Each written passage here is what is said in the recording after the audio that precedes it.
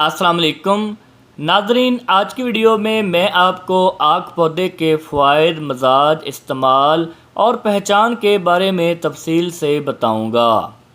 नाज़रीन, आक का पौधा जहरीला होता है और ये इसका कोई मसरफ़ भी समझ में नहीं आता, लेकिन ये खुर्द पौधा अपने अंदर अनगिनत ख़वास रखता है।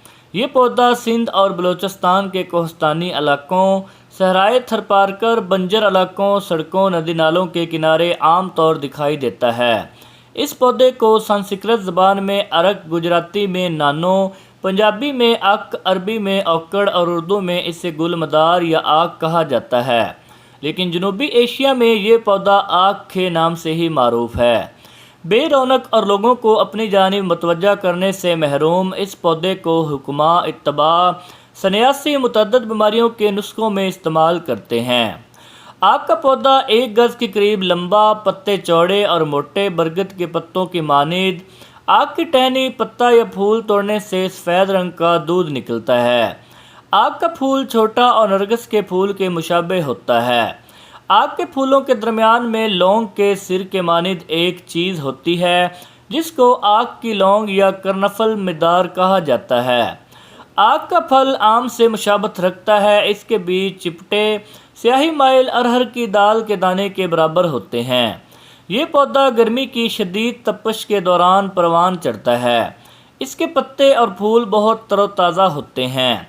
इसके बीज कुछ इस तरह के होते हैं कि वो एक हरे खौल में बंद रहते हैं और जब वो खौल खुलता है तो छोटे छोटे बालों जैसे रेशे हवा में उड़ते हैं।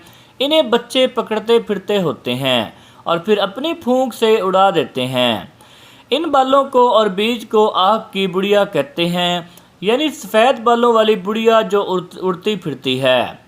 आक के पौधे का हर हिस्सा इंसान के मुख्तलिफ अवारज, ज़िबाइश, कुदरती निखार और घरेलू टोटकों में ज़माना कदीम से ही इस्तेमाल होता आ रहा है। आक के पौधे के साए से मिट्टी लेकर इसे किसी बर्तन में गर्म कर लें और इसे एक चादर पर बिछा कर दूसरी चादर इस पर बिछा दें और कमर के पुराने दर्द में मुब्तला मरीज़ों को इस चादर पर लिटाया जाए तो ऐसे मरीज़ों को दर्द में राहत मिलती है। इसके अलावा ये पौधा गंजपन, सोजश, खारश, नज़ला, हैज़ा, बालों की मजबूती और दीगर इमराज में अक्सीर है। आक के पत्तों की धुनी मच्छरों को भगाने में मददगार होती है। ये बात ज़हन नशीन होना ज़रूरी है कि आक के पौधे के हर हिस्से और दूध के इस्तेमाल से मुतल्लिक मुकम्मल आगाही होनी चाहिए। इसके अलावा दीगर मनफी नताइज बरामद भी हो सकते हैं। आक के पौधे पर जदीद और असर नौ तहकीक होनी चाहिए ताकि इस पौधे के फ़वाइद और इस्तेमाल से लोगों को आगाही हासिल हो सके और इसके लिए ज़रूरी है कि इंतहाई तेज़ी से नापैद होने वाले इस पौधे की अफज़ाइश और तहफ़्फ़ुज़ के लिए हुकूमत और मुतल्लिका इदारों को संजीदा इक़दामात करने होंगे। तो नाज़रीन, ये थे आक पौधे के कुछ फ़वाइद, पहचान, मज़ाज और इस्तेमाल जो मैंने आपको बताया है। अगर वीडियो अच्छी लगी और पसंद आई तो इसे एक लाइक कर दें और इस तरह की मज़ीद वीडियोज़ फ्यूचर में देखने के लिए हमारे चैनल उमर हेल्थ केयर को सब्सक्राइब ज़रूर कर दें। मिलते हैं किसी अगली नेक्स्ट वीडियो में, तब तक के लिए इजाज़त दीजिए। अल्लाह हाफ़िज़।